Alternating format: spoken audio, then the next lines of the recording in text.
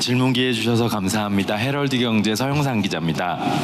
대통령님은 과거 후보 시절 상속 과정에서 세금 때문에 집 팔고 떠나는 일 없겠다 하면서 상속세 완화를 시사하신 바 있습니다. 네. 최근 고령화가 심화되며 상속 증여세는 국민 누구나의 관심인데요. 이 상속 증여세와 관련해서 대통령님의 입장 궁금합니다. 네. 그거는 뭐 저는 입장 변화된 건 없어요. 일반적 상속세율을 낮추는 건 저는 동의할 수 없다. 다만 공제, 그러니까 수도권, 특히 서울이죠. 서울에 집값이 많이 올랐는데 뭐 어쨌든 아주 오래전에 설정한 그 28년 전인가 뭐 그렇다고 해요. 그때 배우자 공제 5억이든가 그다음에 일괄 공제 5억, 그래서 10억이 넘어가면 세금을 내야 되는데 어느 날 집주인이 사망하고 그 가족들이 배우자와 자식들이 남았는데 그 집이 10억이 넘으면 이제 남는 부분에 대해서 30-40% 세금을 내야 되잖아요. 돈이 없으니까 집 팔고 떠나야 되는데 너무 잔인하다 하는 게 제 생각이고요. 가족이 죽은 것도 억울한데 그 죽었다는 이유로 아무 수요 없이 갑자기 세금을 내야 돼서 내쫓긴다. 말이 안 되잖아요. 근데 그런 인구가 많이 늘었다는 보도를 제가 봐서 서울의 평균 집값 한 채 정도 가격을 넘지 않는 선에서 그냥 집에서 그냥 계속 살 수 있게 해주자. 뭐 돈 번 것도 아닌데. 라고 해서 나온 게 그거죠. 네. 일괄 공제, 그 다음에 배우자 공제 금액을 올리자. 그래서 이사 안 가고 살 수 있게는 해주자. 라고 했는데 임광현 의원이 그때 만들어낸 게 아마 10억, 8억 이렇게 해가지고 18억까지는 세금 없게 해주자 이렇게 됐던 것 같아요. 그때 공약이었는데 이거는 제가 전 말했으면 지켜야 되니까요. 아마 이번에도 개정하지 않을까 싶은데 어떻게 혹시 그 개정 내용 아세요? 이번에 하는 김에 상속세법도 이거는 고쳐야 되는데. 네. 하여튼 이번에 그 처리하는 걸로 하시죠, 뭐 한꺼번에. 예, 정책위하고 네. 상의하겠습니다. 네, 그거 잘 지적해 주셨습니다. 제가 잊어버리고 있었는데, 네, 그렇게 하도록 할게요. 말한 대로. 네. 네. 이번에 오른쪽 여성이 하시죠. 네, 여기 외신이신. 네. 그래 하십시오, 그냥 뭐. 네. 미국 ABC 뉴스 조주 기자입니다. 시간을 위해서 제가 그냥 한국어로 할게요. 영어로 해도 될까요? 영어로 하세요. 네.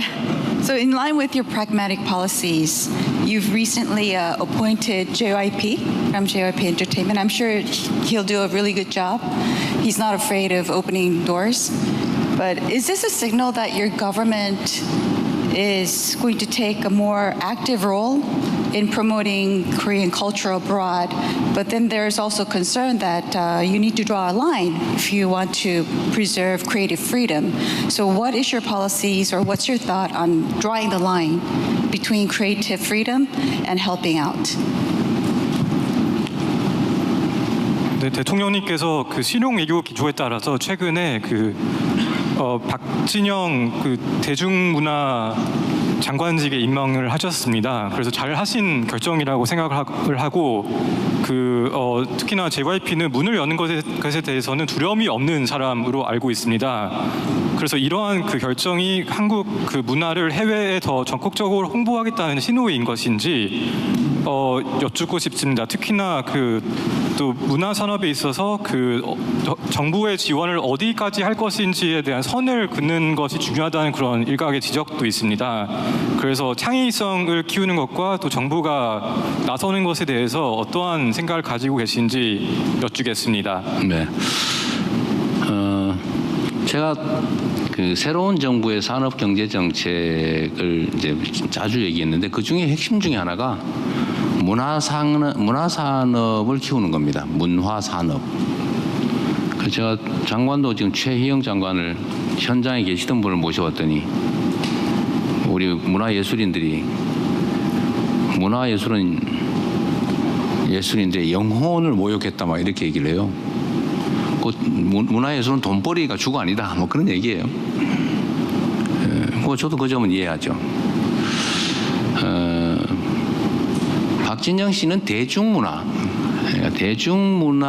교류위원장이라는 직함을 가지고 있고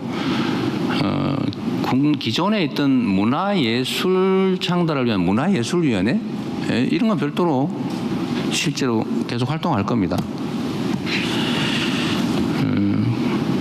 순수예술, 창작활동, 문화예술인에 대한 지원은 대폭 확대할 거고요. 이번에 확대했고요.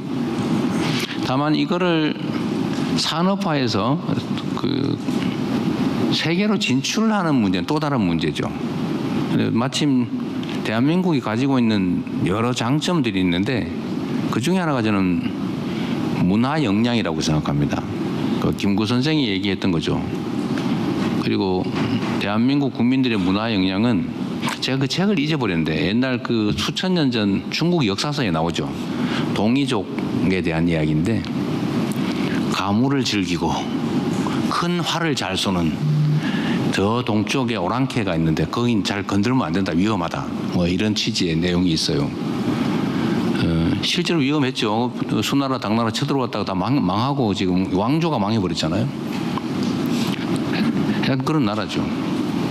지금도 그 문화 역량은 뛰어나고 온 종교가 이렇게 다양하게 거의 대등하게 분점하고 있으면서 싸움 안 난 나라가 세계적으로 잘 없어요. 우리나라는 그 대단한 나라입니다. 근데 최근에 이제 이게 대한민국 문화 영향이 각광받기 시작한 것 같아요.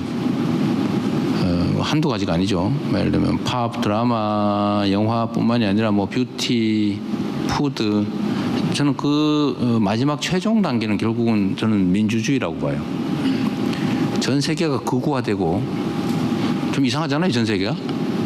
그래서 대한민국만 그 극우에게 휩쓸리지 않고 국민 주권이 일상적으로 발현되는 정말 제대로 된 민주주의 국가로 남아 있어요. 그것도 폭력화되지 않고 아름다운 응원봉으로 국가 내란 사태를 이겨내는 세계사에 없는 일을 해내잖아요.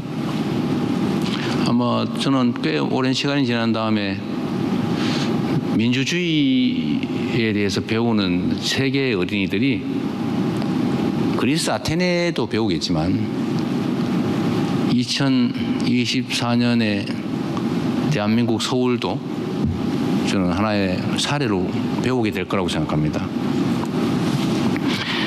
대한민국의 문화 역량을 산업으로 발전시켜서 우리 국민들이 먹고 살 길을 만드는 것도 중요한데 박진영이라는 사람이 그 측면에서 아주 뛰어난 기획가예요. 다행히 맡아주시겠다고 했는데 거기는 주로는 문화의 산업화, 문화의 그 글로벌 진출 거기에 주력하게 될 거고 국내 문화예술 창달 지원은 또 다른 영역에서 맡게 될 겁니다. 저는 꽤 많은 성과를 낼 거라고 보고 기대를 크게 가지고 있습니다.